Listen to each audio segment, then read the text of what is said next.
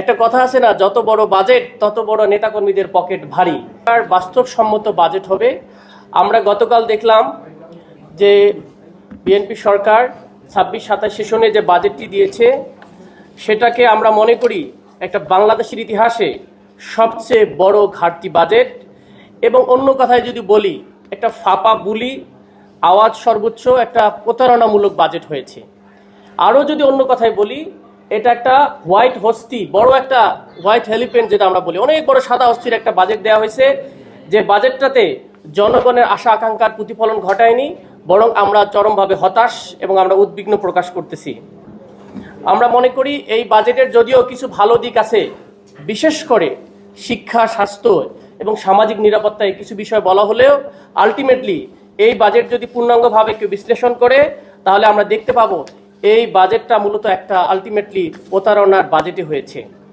আপনাদেরকে কয়েকটা পয়েন্টে আমি কথাগুলো তুলে ধরার চেষ্টা করব। ১ নম্বর, এই যে বাজেটের যে আকারটা রয়েছে এটা কমপ্লিটলি একটা কাল্পনিক এন্ড ইউটোপিয়ান হয়েছে।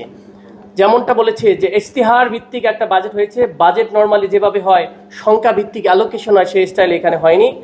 এবং এখানে আমার মনে হচ্ছে যে এত বড় বাজেট দিয়েছে ৯,৩৮,০০০ কোটি টাকা। একটা কথা আছে না, যত বড় বাজেট তত বড় নেতাকর্মীদের পকেট ভারী। এইটাকে সামনে রেখে করা হয়েছে কিনা সেটাও একটা প্রশ্নবোধক। কারণটা হচ্ছে একবারে 18% বাজেট বেড়েছে গত বছরের তুলনায়, এবং যেখানে এরকম একটা ভঙ্গুর অর্থনীতি আমরা উত্তরাধিকার হয়েছি এবং একটা ঋণ নির্ভর অর্থনীতির মাঝে আমরা এরকম একটা কাল্পনিক বাজেট আমরা বাজেটের উচ্চবিলাস জনগণের সাথে এটা একটা অন্যরকম বিষয় ঘটেছে। ২ নম্বর যেটা দেখি, এই বাজেট তো দিলেন আপনি, বিশাল একটা বাজেট দিলেন, তা বাজেটগুলো আয় করবেন কোথা থেকে সেটা বলতে হবে না ক্লিয়ারলি। আহরণের আপনি একটা সংজ্ঞা দিলেন, ঠিক আছে, এনবিআরকে বললেন যে আপনি এত কোটি টাকা দিবেন আমাদেরকে। এই এনবিআরকে এন্ট্রিমের সময় যেন স্বচ্ছভাবে জনগণের ন্যায্যভাবে করগুলো আসে, এটার জন্য সংস্কারের প্রস্তাব দেওয়া হয়েছে, কিন্তু ওই সময় কোনোভাবে এটা হলো না। ওয়ার্ল্ড ব্যাংক $৫০০ মিলিয়ন দিয়েছে এটাকে যেন সংস্কার করে আমাদের করটা যথাযথভাবে আসে। আনফর্চুনেটলি সেটাতে বড় বাধা দিয়েছেন। আপনারা বড় দল হিসাবে এটা নিয়ে কোনো কথাই বলেন নাই। যে এখন আপনি যে এনবিআরকে বাজেট দিয়েছেন ৬ লক্ষ প্লাস কোটি টাকা এবং আয় কর করবেন ৯৯-৯৫ কোটি টাকা, সেটা কোনোভাবেই কিন্তু এটা আয় করা সম্ভব নয়। আমরা লাস্ট বাজেট পর্যন্ত দেখেছি আমরা ৩,৩০,০০০ কোটি টাকা এখন পর্যন্ত উইথড্র হয়েছে। তাহলে আপনি কিভাবে হাফ বাজেট আপনার মিসিং এখানে রয়েছে। সুতরাং লক্ষ্যমাত্রা আহরণের যে সিস্টেম কথা বলা হচ্ছে সেখানে কমপ্লিটলি আমাদের ইকুয়েশন কোনোভাবেই এখানে ৬,৯০,০০০ কোটি টাকা উত্তোলন হবে না, বরং ম্যাক্সিমাম ৪ লক্ষ থেকে ৪.৫ লক্ষ টাকা হবে। তার মানে এখানেও ২.৫ লক্ষ কোটি টাকা আপনার ঘাটতি থাকতেছে। সুতরাং আপনাকে বললাম আমি কলা খাওয়াবো, এই খাওয়াবো, সেই খাওয়াবো, কিন্তু আমার কাছে টাকা নাই। কাইন্ড অফ প্রতারণা হয়। জনগণকে বলতেছেন এই বাজেট দেবো, এই করবো, এত এত অ্যালোকেশন, শুনে তো খুব ভালো লাগতেছে, আমি তো সবকিছু পেয়ে যাবো। আলটিমেটলি কিন্তু আমার টাকা নাই। কয়েকদিন পর বাজেট আপনি কি করবেন, কাটসাট করবেন, বলবেন যে আমাদের বাজেট ঘাটতি, সুতরাং আমরা এটা দিতে পারতেছি না। তাহলে বাজেট সংকোচন করে ফেলবেন সামনে। এটাকে অন্যভাবে আপনি করতে পারেন আর কি। ৩ নম্বর যেটা আছে, বাজেট ঘাটতির সাথে যে ব্যাংক ঋণের একটা ইস্যু আছে, দেখবেন আপনারা আয়ের সোর্সের ক্ষেত্রে এটাকে বলে ক্রাউডিং আউট অফ, এটা ইফেক্ট আছে। ক্লিনিক্যালি অনেকগুলো ব্যাংক ডেথ হয়ে গেছে। এক্সিম ব্যাংক বলে অনেক, ইসলামিক ব্যাংক, সব ব্যাংকে মোটামুটি টাকা নাই, শূন্য অবস্থা, সংস্কার করেন নাই।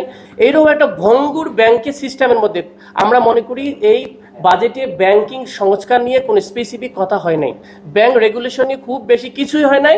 অনেক ব্যাংক ডেথ, মানুষকে বোঝানো হচ্ছে আমাদের ৬৬-৬৮টা ব্যাংক রয়েছে, বা ব্যাংক রয়েছে, এখান থেকে আমরা টাকা নিব, কিন্তু টাকাটা এখান থেকেও পাবেন না। তখন আপনার অল্টারনেটিভ অপশন থাকবে আপনি টাকা ছাপানো। টাকা ছাপাইলে আপনি ইনফ্লেশন হবে, কিন্তু আপনি বলছেন আপনি ভ্যাট কমিয়েছি। সুতরাং এই জায়গাটাতেও জনগণের সাথে বোঝা যাচ্ছে যে একটা প্রতারণা সামিল হয়েছে এবং একটা দিক নির্দেশনা খুব বেশি ক্লিয়ারলি আসে নাই।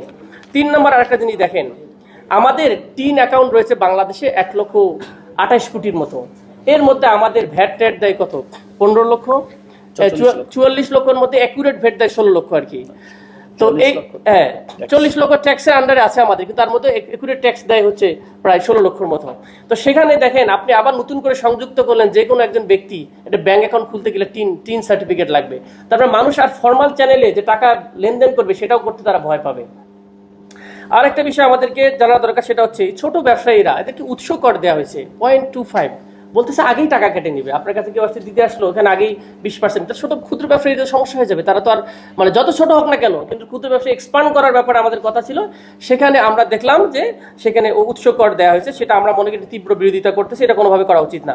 আর একটা ইন্টারেস্টিং, আপনার ঢাকা শহরে বসবাস করলে অ্যাভারেজ আমরা বিভিন্ন সোর্স থেকে রিসার্চ দেখি যে মিনিমাম 36,000 টাকা লাগে জীবিকা উন্নয়ন মিনিমাম থাকার জন্য, যে পরিমাণ কস্টলি। আর সেখানে আমরা বলেছিলাম 4 লক্ষ 4.5 লক্ষ টাকার নিচে কোনোভাবেই, যেটা আমাদের করমুক্ত আয়সীমা, সেটা দেওয়ার কথা ছিল, কিন্তু আমরা গভর্নমেন্টকে দেখলাম মাত্র 25,000।